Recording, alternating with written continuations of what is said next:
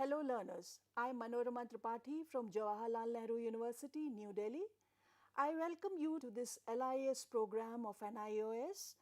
As you may recall that last time I talked about the various types of documents which libraries procure, organize and manage for the users, this time I will dwell upon 5 laws of library science. As you know, Dr. Ranganathan is father of library science. He gave very many seminal contributions which are considered very influential in the field of library science, and 5 laws of library science is one of them. So today we will be focusing on 5 laws of library science. Learners, first of all, it's very important for all of you to know what does this word laws mean. Laws means a set of rules which govern what we should do and should not do. Laws, they are a set of rules or regulations which must be followed by a community or by the people of a particular profession. Laws in fact govern the actions or activities of the community or group of people. The 5 laws of library science are the most important concept in the field of library science. They are fundamental and they discuss the basic philosophy on which the very field of library science is based. They concisely represent the ideal services and organizational philosophy of all types of libraries even today. These laws provide scientific basis and general principles. These principles serve as guidelines to librarians in organizing and managing information products and services. So the basic crux or the main message over here is that the 5 laws of library science, they serve as guidelines, they serve as rules and regulations for the library professionals, for the libraries to introduce different services and follow. So 5 laws of library science are, as you can see on screen, books are for use, every reader his book, every book its reader, save the time of the reader, library is a growing organism. We are going to talk of these laws one by one. First one is books for use. Learners, earlier as you know, books were meant not to be used. Libraries were considered as storehouses of books. Books were kept in safe custody. They were rather chained with shelves, and the general public did not have access to books. Only a select few or the elite classes of the society had access to the books.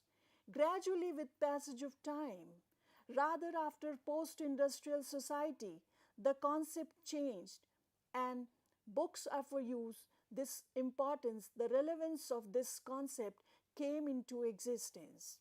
Library is now regarded as a service institution whose primary objective is to serve the social information needs of its users. Earlier, emphasis was on conservation or preservation or storage of books. The institutions earlier were merely concerned with preserving the careers of knowledge, various documents for posterity.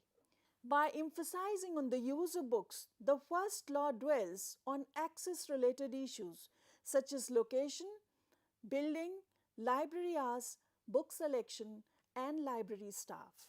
Implications or effects of the first law. Library location. Library location, it means that library should be centrally located. For example, if it is a university library, then it should be centrally located, which means that it should be accessible. Users should be able to reach the library within no time. Time should not act as an impediment. For example, if it is a public library, then it means that it should be centrally located. It should be well connected by road or by metro rail, and it should also, since it's a public library, it should also have branch libraries in different parts of the city so that visitors, users or citizens can easily walk in without wasting any time. That means distance or commute should not serve as an impediment in visiting the library and using its resources. Library timings. Another important factor is hours of operation. Libraries should be kept open for longer hours so that users or learners can walk in and use the resources as per their convenience. Office goers should be open, libraries should be kept open for long hours.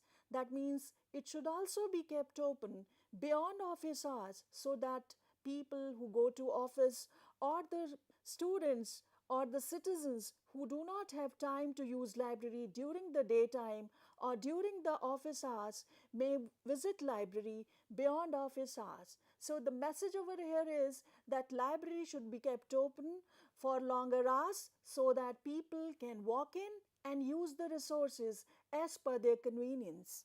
They should also be kept open for longer hours on Sundays, during holidays and weekends. Library furniture, as you can see on the screen, library furniture should be comfortable so that users can sit for longer hours and concentrate on their work. You can see on the screen the book racks. The message over here is that there should be enough space between the racks so that users can walk around, can move around and browse the books which are shelved in the racks. As you can see on the screen, the furniture should be comfortable, the reading room should be well lit, and the atmosphere should be appealing in nature so that more and more readers are drawn towards the reading halls and they are tempted to sit for longer hours and study. You can see on the screen that there is enough space for the users to walk in, to move around and browse the books. And this is very important. And height of the racks should be normal so that readers may stand on floor and retrieve books from the top shelves. In any library, book selection activity has tremendous importance. It has to be done, it should be done in a judicious manner. Generally in libraries, there is a committee which decides on different books which have to be procured for libraries. For example, school library should have books to support course main syllabus which is being taught. It should have fiction as well as non-fiction books, books on general knowledge which may help students. Then college and university libraries should have books related to courses and programs which are being offered. The collection should also have related reference books, newspapers and magazines. Then book selection is equally important in public libraries. Public libraries should have collections on local culture, heritage, newspapers and magazines. Balanced collection is required for all libraries. It means collection across various fields should be procured and maintained for the users. As you can see on the screen, library staff or staff which serve, people who serve or personnel who serve in libraries, they are very important. They should be well qualified, professionally trained to extend services, to offer services to the users. They should have good interpersonal and social skills, should be prepared to interact with the users, should be prepared to take criticism. For example, they should be in a position to accept criticism or feedback from the people. They should be prepared to change, to modify services in keeping with the suggestions or feedback which the users or the visitors offer. Then first law also has an implication on library building. Library building should have a universal design. Universal design means that people with a broad range of abilities and disabilities should be able to access the library and use its resources. The users may have learning disabilities and visual, speech, hearing and mobility impairments. So libraries should be in a position, the buildings should be made in such a manner that it is able to provide equitable access to all, irrespective of any disability which a user may have. Libraries should be accessible to physically handicapped people, so entrance should have slopes or ramps in order to facilitate physically handicapped people so that they can easily enter the building and use the resources. The insides of the building should also be constructed in such a manner so that people with physical disability are in a position to freely move around. Now we will talk about second law, which is every reader his book.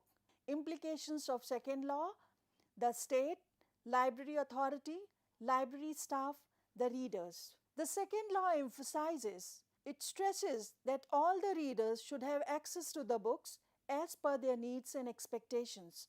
They should get book or information as per their need. Libraries have to provide equitable access to information to all. Even the visually blind, the ones who cannot read, they should get books of their need in alternate format.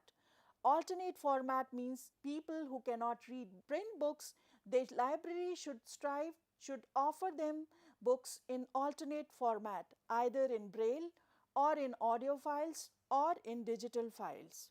Library should deploy assistive technologies to help the people with different disabilities. As you can see on the screen, assistive technology, it is any device, equipment or service which improves the learning and capabilities of students with disabilities. The second law also has an implication on the state. It is the responsibility of state to set up library systems across the country and maintain them in proper running conditions.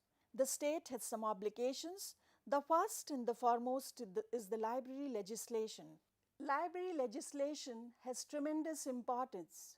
Through library legislation, the state can create the public library system in different areas. It can decide upon how the libraries have to be run and maintained.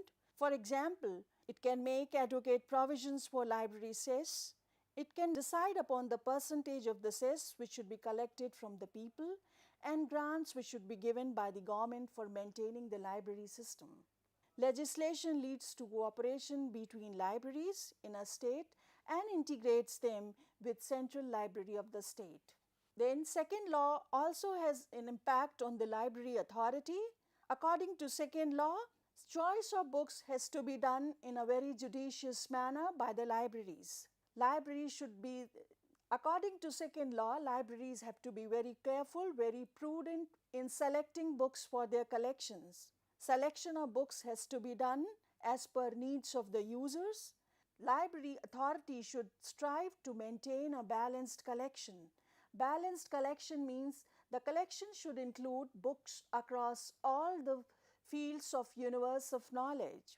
And another important thing which library authorities should always keep in mind is user suggestion or feedback from the users. User survey is very important for procuring and developing a balanced collection. It also implies that libraries should survey the users' needs. They should survey what the users want from time to time. And these surveys provide feedback, and libraries should customize or modify their collections or services in keeping with the suggestions which the users offer. The second law, which is every reader his or book, has an implication on library authority. Since careful selection of books is not an ultimate aim of libraries aim at ensuring optimum utilization of resources, and for that they need to have professionally qualified and well-trained staff. Well-trained staff acts as an intermediary between the collection of the books and users. So the message over here is that all possible efforts should be taken to recruit well-qualified and well-trained staff to ensure. And what does it ensure? This well-trained staff, when well-trained staff is deployed, or when well-trained staff is appointed, or when well-trained staff is recruited, then it ensures that users' needs are taken care of.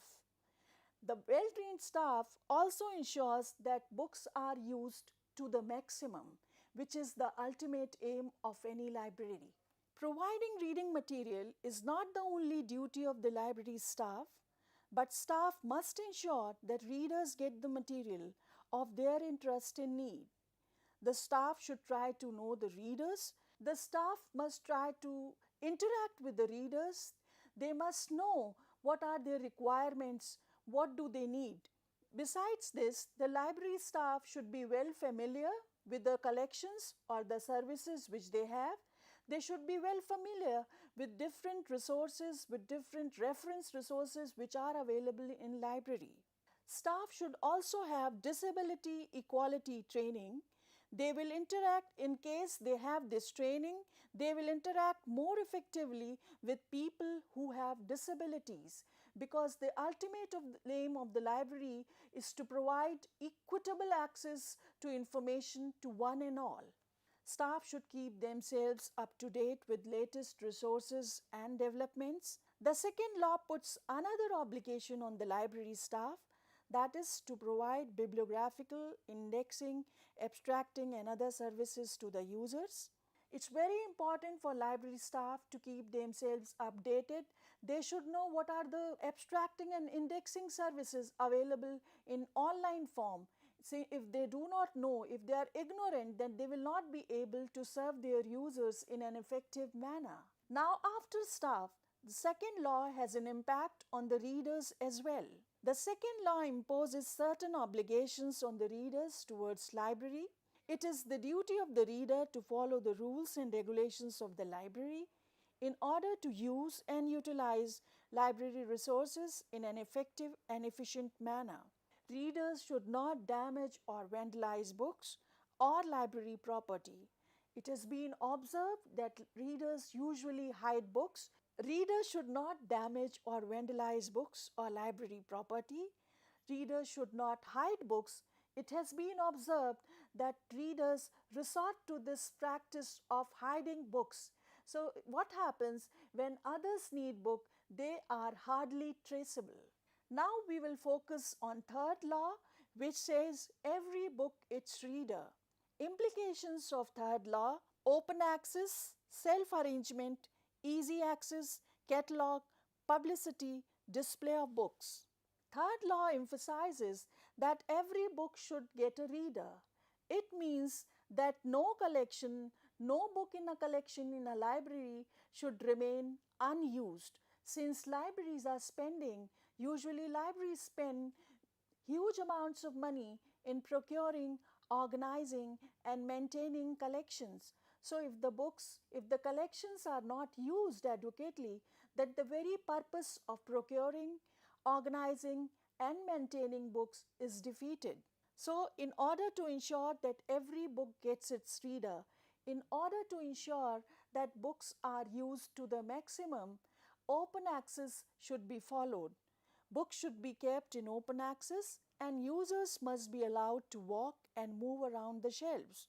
When they walk around, they come across many new books they did not know before coming to library. Then another point is that of shelf arrangement. There is need to arrange the books in shelves in classified sequence based on their thought content. This arrangement brings books on the same subject together for easy browsing. If the shelf area is provided with well-devised guides and labels, the use of each book may increase. Self-rectification should be done at regular orders so that books are in their correct positions as per their call numbers. Then, the height of the racks should not be more than average height of the reader. That is, the topmost shelf of a book rack should be within easy reach of a person of average height. Third law, which is every book its reader, it also requires that catalog should be updated. All entries about the new arrivals should be added timely. Webopack should be up and running all the time. Publicity and promotion of collections is very important. In order to ensure that each and every book which is acquired, which is procured by the library is used, the libraries must resort to publicity or to promotion of its collections. The users must be informed about new books and the documents through emails. Nowadays, libraries advocate or disseminate information about new books through social media too, because users these days, students are actively using different social media like Facebook and Twitter, and libraries are resorting to the use of these media. They are promoting their collections, they are disseminating the information about the new books which they procure by announcing their arrivals through these social media. Then new arrival of books. Libraries also libraries display the new books which arrive or which are acquired and added to the collections. The new books which arrive in the library, they are processed and they are kept at the entrance area so that when users or when visitors enter the library, they come to know there are some new books, they may browse them, they may see them. So this display of new arrivals enhances the chance of every book to find its reader. Now learners, we will be talking about fourth law, which is save the time of the readers. Now we will be focusing on fourth law, which is save the time of reader. Implications or effects of fourth law: classified arrangement, open access, reference services, circulation, issue return method, centralized prenatal cataloging, stack room guides, and library location. The classified arrangement of books in the stack room saves the time of reader, as it is easy for a reader to find all books on the same subject arranged at one place for browsing. The arrangement of entries in the catalog cabinet in classified manner also helps the readers to select the books easily from the respective shelves. And the fourth law also supports, also advocates that proper reference services should be provided. The staff providing reference service should be well qualified. The staff should be well aware of the collection and services which library offers. The staff should be welcoming, friendly and professionals with good social and interpersonal skills. The staff providing reference services should also have good listening and communication skills. Nowadays, libraries provide reference services through different media like call, emails, text, and chat. In order to save the time of readers, libraries should ensure that there are no queues while serving the users. For example, at circulation system, when books are issued and returned to the users, the library should ensure that there are no queues.